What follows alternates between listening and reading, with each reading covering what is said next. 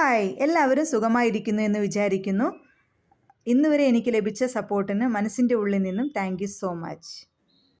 നാസ്തി ബുദ്ധിരയുക്തസ്യ ന ചായുക്തസ്യ ഭാവന ന ചാഭാവയന്തഃ ശാന്തിരശാന്തസ്യ കുതഃ സുഖം. വിവർത്തനം: പരമപുരുഷനുമായി ബന്ധപ്പെടാതെ ദിവ്യബുദ്ധിയോ ഉറച്ച മനസ്സോ ലഭിക്കില്ല. അതില്ലാതെ സമാധാനം കൈവരിക്കാൻ സാധ്യമല്ല. സമാധാനമില്ലെങ്കിൽ സുഖമെവിടെ?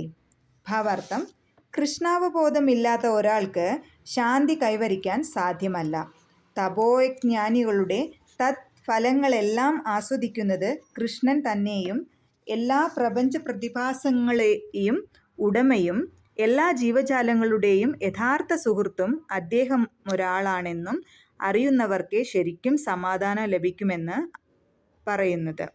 കൃഷ്ണാവബോധത്തിൽ മനസ്സിന് ഒരു അന്തിമ ലക്ഷ്യമില്ലതെ ഒരുറച്ച ലക്ഷ്യമില്ലാത്തതുകൊണ്ടാണ് മനസ്സ് അസ്വസ്ഥമാകുന്നത്. കൃഷ്ണനാണ് ഏതൊന്നിൻ്റെയും ആസ്വാദകനും ഉടമയും ഏവരുടെയും സുഹൃത്തുമെന്ന് മനസ്സിലാക്കിയാൽ സ്ഥിര ചിത്തയാർന്ന സമാധാനം നേടാം.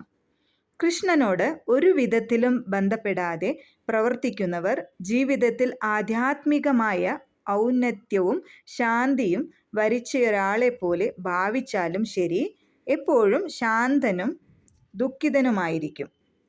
കൃഷ്ണനോട് ബന്ധപ്പെടുന്നതുകൊണ്ട് മാത്രം ലഭ്യമാകുന്നതും സ്വയം വെളിപ്പെടുത്തുന്നതുമായൊരു പ്രശാന്താവസ്ഥയത്രേ കൃഷ്ണാവബോധം. Thank you so much. Have a nice day.